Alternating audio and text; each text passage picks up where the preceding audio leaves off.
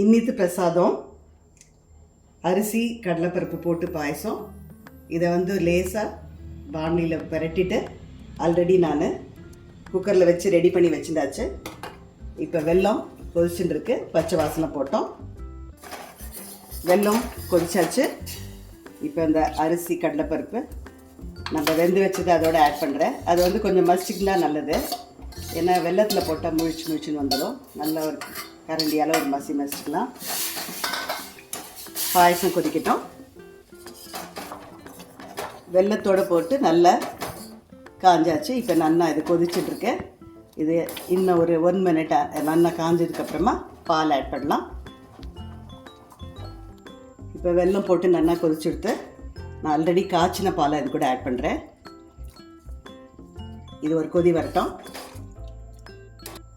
பாயசம் நல்லா கொதிச்சாச்சு. இது ஆறும்போது நல்லா கெட்டி ஆகிடும். ஸோ இப்போ நம்ம இதுக்கு தட்டி வச்சுருக்கிற ஏலக்காய் ஜாதிக்காய் அது கூட ஆட் பண்ணலாம். வறுத்து வச்சுருக்கிற முந்திரி பருப்பு அது கூட ஆட் பண்ணலாம்.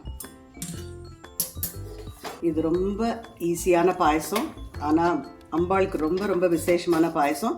இப்போ பாயசம் ரெடி ஆகிடுத்து. அம்பாளோட நைவேத்தியம் ரெடி.